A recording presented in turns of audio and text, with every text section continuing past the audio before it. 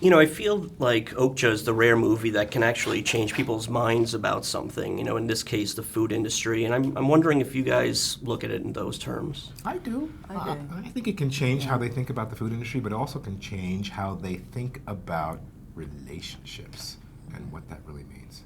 How we're connected to each other, how we have grown up into this modern world that, in our case, in terms of our characters, is very myopic in terms of how it wants to be.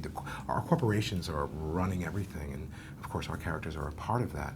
But what is that corporation? What is that face? That face is human beings. This film brings us back to humanity, and I'm happy to be a part of it. I think any film about the quest of a young person is, always it's a good ocean to swim in, because it's an opportunity to remind oneself of what you can hold on to, what you don't have to give up.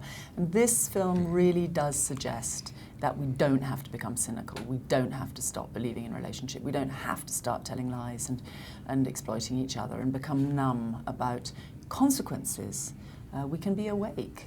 You mentioned your characters. Can you talk a little bit about the interesting, complex relationship between your two characters, and as well as working together on the film? I want to see a prequel.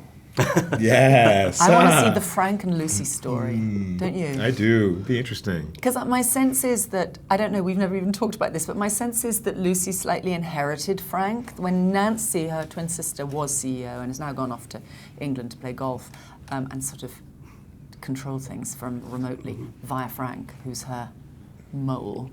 Yeah, I feel so much of what, and I certainly loved playing this character because he's in service. He's in service, supposedly, to Lucy, and we come to know that he's more in service to Nancy, but is he? He's in service to the corporation. He's in service to extend the legacy of the corporation. And he does it in a very graceful and very manipulative way, reasonable way.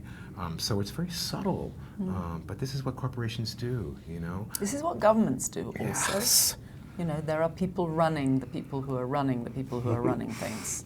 There's no top. It just keeps going to... Yeah. But where's the accountability? Right. Who takes responsibility? Right. So we can call it's the corporation, it's Mirando, no one person, but that's all of us who are responsible for that.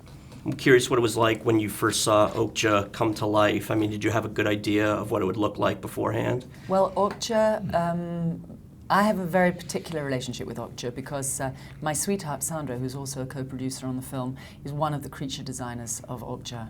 And director Bong, who's a close family friend and stayed with us several times in Scotland and knows our dogs, has pinpointed the elder of our 4 dogs, Rosie, who's a Springer Spaniel. She's an early muse of OKJA, and there were many, many conversations about Rosie and her jowls and the way in which she lies on her back and the way she looks over her shoulder at you in a certain way. So OKJA is Rosie to me. And when we first saw OKJA on the big screen before it was first, when it was still being cut, and I went home and walked through the door, and there was Rosie. I just call her OKJA now because she's You own OKJA. That's amazing. Yeah. I can hug her as well. She's smaller than OKJA. What is the relationship like with Bong, because he's such a genius and this is your second film with him, and both characters all the characters are so interesting and look so different. I mean, what is the collaboration like getting to that place? It's playtime. It's pure sandbox time. He's so inventive, but he's so up for collaboration. He needs it. He's very open about that. For someone who has the film in his head, and I've now been privileged to be a part of a project from the very sort of seeding stage all the way through, I can see that it's growing all the time like a dream, growing inside his mind, and then the point comes when he can sort of feed it out through his ear and show you bits of it, as it were, describe it, and then invites everybody to try and help him get it out of his ear and onto the screen. He needs his collaborators. He's even though it's fully formed in his mind, he's so clear about how much he needs all of us in all departments. And he's a great Mitarbeiter, as the Germans would say, a with worker.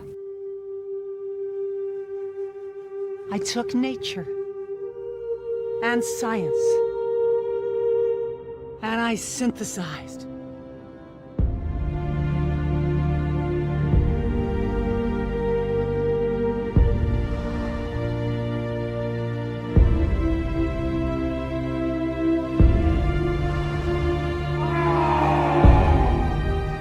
옥자야!